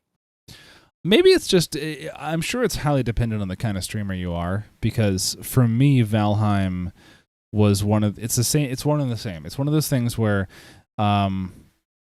you are doing something, but the thing that you're doing has multiple things that connect each other that an audience member arriving just then and there will not be able to connect those dots. So, in my opinion, it is a slower paced thing that the streamer has to not be there for the game for me, because like they got to be there to talk, because and especially in those slower paced things, I can monologue. I can talk about things that are happening in my life or just what's going on in my day, what's my opinion about X. I can do that while playing Valheim because it's such a relaxed game. Sea of Thieves is kind of like that, but it holds your attention for what you're doing just enough, because there, and to draw back on your point earlier, it does have a sense of permanence or impermanence. So there are stakes involved in Sea of Thieves. It's just that the stakes are a little bit to build up to. So, for instance, the way you build risk in Sea of Thieves is by doing a bunch of quests. Say, like, I go to the Gold Hoarders emissary, I fly that flag. So, immediately, if I do Gold Hoarders quests, I am going to get more gold per bit of loot found and sold than I would normally. I'm going to get more gold and renown by doing quests from them. But other factions can see that I'm flying that flag, and if they destroy my ship, not only do they get all my treasure, but they can take my flag and return that to their emissary, and they can get more points that way. So there's risk involved, but with Sea of Thieves, it takes time to build that risk, because you can just start off in any town whatsoever, have a fresh ship, whatever. Your ship's always going to be there when you spawn, if your ship is new, and then you do whatever you want. You get a quest, you go sailing. If you don't get any treasure, you die. Whatever. If you just want to go fuck around with other players and fuck them up just to take their treasure, you can. You don't have anything to lose at that point. So in the beginning of whatever you're doing, it's like, we're just fucking around, and that lasts for like 30 minutes before you really start to build some treasure up, or you really start to do quests together. So it's like, it can get to that riskiness, and there can be great content made. Like, dude, one of the best videos I've seen of Sea of Thieves is this one video. I think it was like on TikTok or something, where a guy was just like talking to his shipmate, and he screams, "Captain!" And he's like, "What?" He's like, "Look!" And then he looks to his right, and there's just a gigantic, a fucking not brigandine, but the bigger ship. The biggest ship in the game, just sailing at them at full ramming speed, and then like they're screaming, "Oh shit, no, fuck, dude, please don't kill us, because we got so much shit in our boat." Like, he was like, "Dude, we have so much shit, please, you can have some of it. Let's just go sell it. Let's just turn it in, because otherwise they're gonna get fucked up. Their boat's gonna sink. They're gonna lose that treasure, and the opponent's gonna take it all." So like, there's just this epic battle that plays out. But hey, that wouldn't have happened if you didn't spend like an hour doing other shit in the game that, like, statistically, you go to a Sea of Thieves streamer, you're going to get there, and it's just going to be like, wow, this is boring. But they're talking to their crew. That's another element to this game. You don't play this game by yourself. You can, but you'll be severely at a disadvantage against other players who have a full crew and a bigger boat.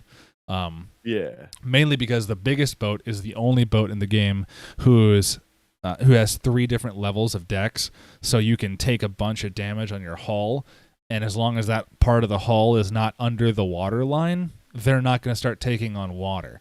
So they have a lot more advantage over smaller players immediately, but it's one of those things where it's like, what do? I could just go fucking fishing for a while, and man, don't get me started on the fishing, because I love the fish. This game has better fishing in it than some fucking fishing games I've played. It's insane. And it's anyway. You can go do that for a little while. You can fucking go hunt for treasure. You can go mercenary hunting for rogue pirates, or you can go PvPing, which is a thing. So like if you join the faction called the Reaper's Bones, what happens is you're joining a faction who is literally just dedicated to destroying other players. It's a PvP kind of faction. So what happens is you join that, and your ship gets marked for every other player on the map as, hey, this is a Reaper's vessel. So if you go near this, they will probably try to kill you. So maybe you can get together and kill them, because they're going to try and kill you. Otherwise, they wouldn't be flying that flag. And then they'd just be invisible on the map. So the whole thing is, people who play the Reaper's Bones either have no idea what they're doing because they're just starting, or they know way too much about what the fuck they're doing, and they can wreck your shit. So with the Reaper, the Reaper's Bones, once you get enough renown with them, you get the ability to then see all the other players on your map. So not only can they see you, but now you can just go and hunt people and wreck their day. So it's like one of those games where you can be doing absolutely nothing, chilling, having a good time, or just being in the most high action things that would be great as a streamer to show people, because, hey, look at all this shit going on. It's stuff to pay attention to, and now it's insane. There's a lot of stakes involved because I got a lot of treasure, or I sunk these two ships over here, and now I have all their treasure. Let me get back to port so I can sell this shit. Oh, fuck, a newbie player just spawned in the this outpost where I'm at, and now they're just shooting me with a shotgun while my teammates are trying to take all this treasure and sell it, and now they're trying to take the treasure from my teammates and sell it and get their own gold. There's so much that can go on, but there's just nothing happening for a lot of time. So, Yeah. you know, it's yeah, you will. I get what you mean though, where it's like those things are only so exciting because of all the buildup. You know? Yes. If it didn't take an hour to get an item, then you don't care if it gets stolen from you as much. Yeah, exactly. Like there's you go in, you walk, like in the game, you can sail to certain places, and just some places there'll just be shit like floating debris, and sometimes there'll be treasure in it. So like you can just go, oh, I'm gonna stop there. Took 5 minutes into my voyage, and I already got like thousands of gold of stuff. But you took 5 minutes in getting that, and now there's someone who wants to take it from you. So you never know. It could be a coin toss on whether or not you're playing a game that all night is frustratingly long build up to you losing every fucking thing and them also spawn killing you. And that's the stream. That's the whole stream. You're just pissed off the whole night, and God damn it, man. There's just so much I could talk about this game. Maybe I'll go into it a little bit later, but like the water in it is like the number one thing that attracted me to the game. The water. Yeah. The water looks really incredible. Dude, that is a thing to appreciate about video games. If a game has good water, and I don't even mean it doesn't need to be realistic, gigantic, beautiful ocean moving waves like Sea of Thieves has. It could be something like the waterfall in Sonic the Hedgehog over a coaxial fucking RF video line looking correct. It could be that. Good water in a game gives me a little bit of the tingles. Yeah, I love good looking water. You ever see that game? What is it called? Is it called Snow Runner? It's like a kind of recent trucking game. Yeah, so I think that is the adaptation / sequel / DLC to Mud Runners, which Mud Runners it came from it was a remastered kind of version of a game I have called fuck. It's how am I forgetting this? Spin tires, not snow tires. Spin tires. So the game is called Spin Tires.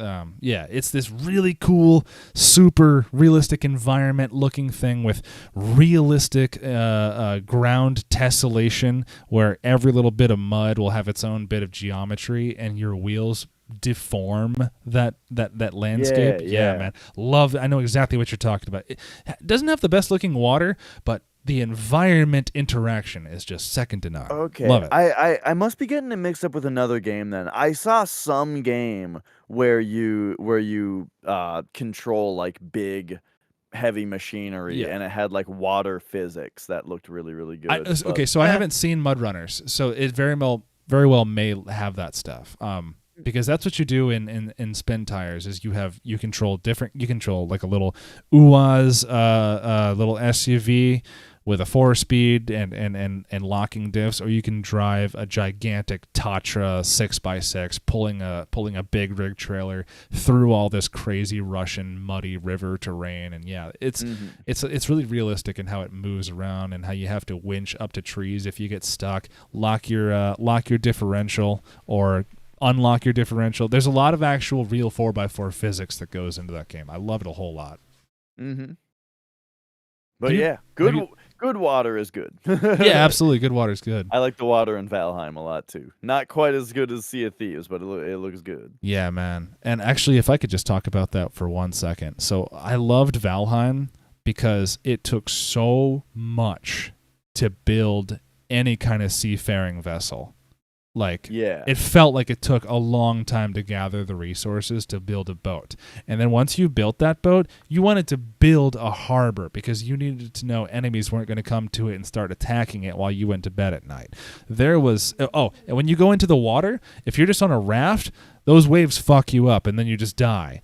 If you're in, parallel drawn, there is a rowboat that you can find along islands that you can attach to your main vessel in Sea of Thieves that you can use to carry a lot of treasure in. If you have a lot, you can just bring it to your boat that way.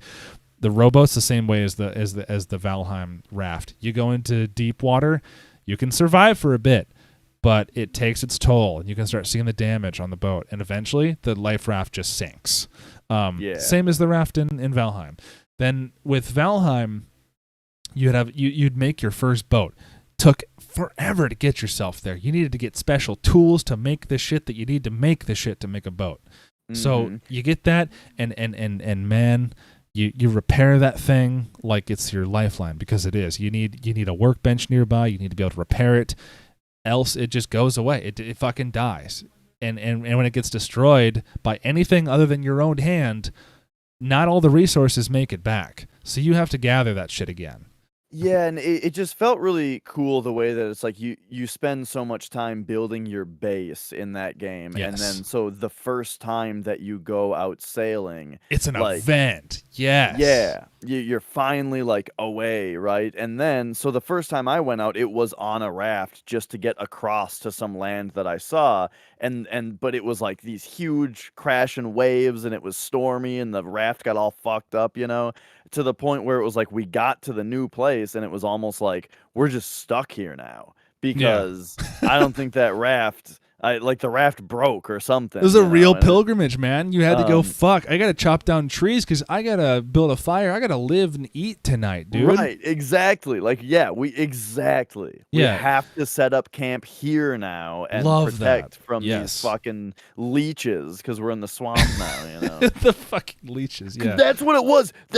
We it was our first voyage to that looks like a new place over there. I've never seen this place before, and we get there and it's the swamp, and all these leeches come and bite the shit out of the raft immediately. Fuck the boat up, man. It's fucked. Like one leech chased us for miles and wrecked our shit, and we lost everything. Because you lose not only your boat, man, but if you die, you lose everything in your inventory, which also collectively took hours to build up. And this sounds really dissuading and to not play Valheim, but man, you don't need me to tell you not to play Valheim. You play that for 5 minutes and you're hooked. It's a good game, but Sea of Thieves, man, it doesn't have that. It doesn't have that sense of permanence. What happens when I play Sea of Thieves and I get a whole bunch of treasure and I go, fuck, someone's attacking us.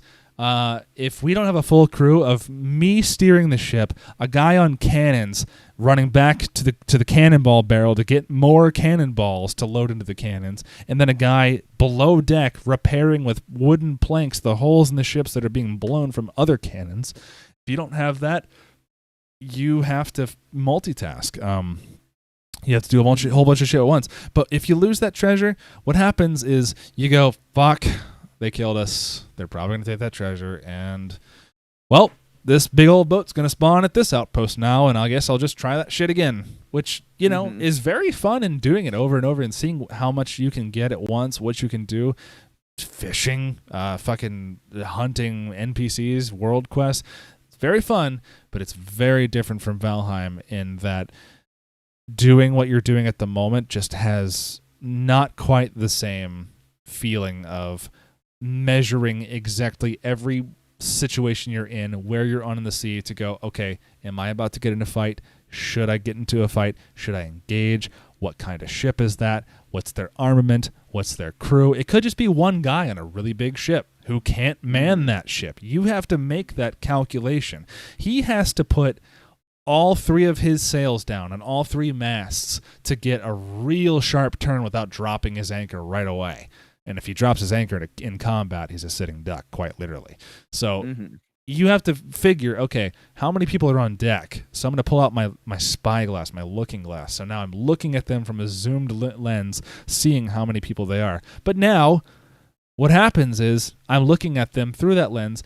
That highlights that I'm doing that to them by showing a big fucking shiny glimmer in their peripheral. Just like, it's like Battlefield. You're a real-ass pirate. Like scoping out a weak target.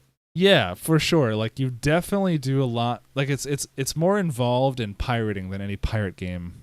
I don't think I've ever actually played another pirate game, but it's way more involved in pirating than any game that I've ever had that involved pirates in some tangential way. But it's everything's built for it, man, and it's great. It's like even when you're just fucking pissed off with your ship lost in a rowboat with your buddy just carrying all the treasure you could salvage from the shipwreck and hoping without a map you can use your compass and navigate to the nearest outpost to sell what you have, or maybe you're just going to sink and die or a kraken's going to kill you. You can pull out a musical instrument and start playing one of like 12 songs right away. And not only that, you and your up to 4 other people in this tiny other rowboat have access to other instruments. You can access a drum, a hurdy-gurdy, a banjo, a fucking accordion.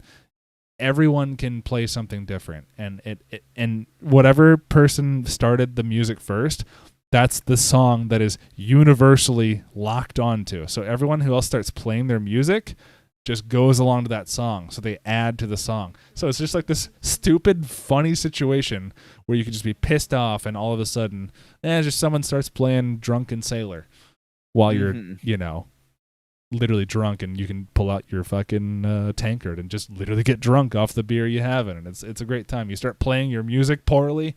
Rare thought this game through a lot, man. There's a lot of people who complain about a lack of content in it, and I can see that because for a long time it didn't have the brand new Pirates of the Caribbean content that just got added. So all you kind of felt like you were doing is hunting skeletons, hunting treasure, fucking up other players, rinse and repeat. I can see that. Yeah, that was the biggest thing I heard, is that like skeletons were like the only enemy. Which makes me happy because like this is like the best time to get into Sea of Thieves right now, where all the stuff that was made before content-wise is still there, and now there's a lot more to do.